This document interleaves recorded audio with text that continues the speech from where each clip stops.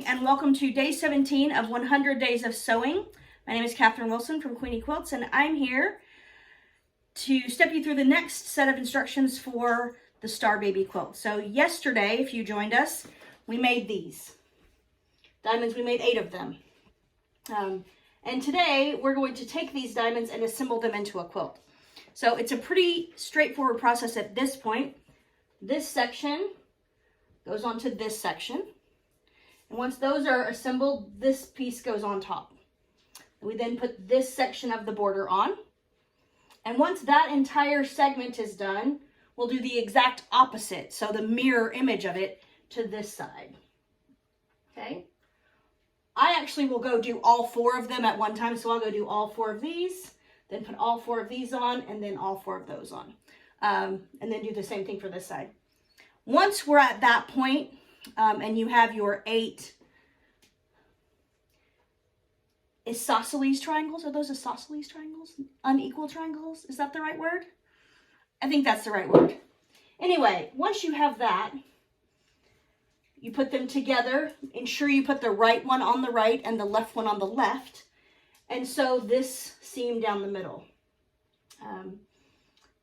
Once those are together, it then becomes just like most other quilts that are medallion style. You'll have 2 pairs of these, and then you'll sew them together here and there, and then one long seam that goes through the middle. You can do it in squares if you wish. I do find that I am more precise, and the instructions say to do it in these quarters. It's still quarters, it's just a different quarter than traditionally. So it's super easy at this point, probably a little over an hour of sewing total, and great fun. And it's just really nice when you fit them all together and they all fit. So the things to pay attention are those TRPs that we sewed in yesterday. So you're going to have a couple of them. There's a set right here, right? There's a set up here. There's a set on, can never find them, and of course I sewed them in light gray thread so you can't really see them.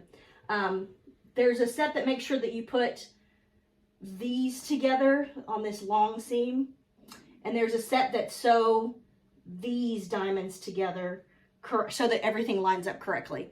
So keep those in mind, stack them on top of each other when you're going to put them together, and that will ensure that everything lines up perfectly. The other trick, which it does not talk about in the instructions, but I found very helpful for me when I did it, was to press these borders one direction and one the other direction. It really helped that border to lay flat for me. Now, there are some things when you do that you want to make sure. So when I sewed this one and I pressed it out, everything is fine because I'm pressing towards the dark. But when I press this one and it came in, you're pressing that dark onto the light. So I trimmed just the purple to 1/8 of an inch and left a smaller seam allowance.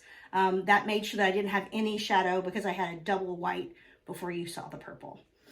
So just some hints to make that as beautiful as possible. So that's pretty much, I don't know, probably an hour and a half of sewing that I need to do here this evening to get that ready to go. I have been running lots of errands today. Wednesday is always a very busy day in terms of things that have to get done on the admin side. So I stopped at the quilter. I dropped off some quilts. I dropped off those 9-patch quilts that we worked on last week. My quilter's back home for a couple of days before she heads out again. So super jealous. I'm so ready to travel, folks. I'm so ready to get out of the studio. Don't get me wrong, I love the studio, but I'm so ready. So I had quite a bit of time today during the day before I could sit down and do the video to work on other things. So I did make quite a bit of progress on these guys. As you recall, I needed to get to here today because I'm doing kind of 2 rounds every day. So I'm a couple of rounds ahead, and I'm probably going to work a couple more hours tonight and continue to move ahead. Tomorrow we'll do a quick show and tell on this guy, and we're going to walk through preparation for spice rack. Now, as we talked the other day, Spice Rack is built on a 48 piece jelly roll.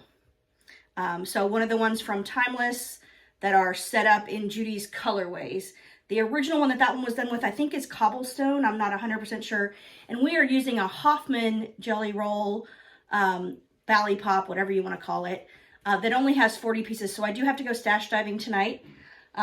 So I will get that ready. And tomorrow we will go through how to set that up so you can rotate your colors and make it work. And yeah, that'll be fun. So that's the plan for tomorrow. I might finish these tonight as well. I only have, let's see, 2 full rounds. Yeah, so I'm on 37 of 45. So there are 8 more pieces that I need to put on. Oh, sorry, 9 more pieces. I need to put that piece on too. So I might finish these up tonight and start a new set. We'll see how that goes.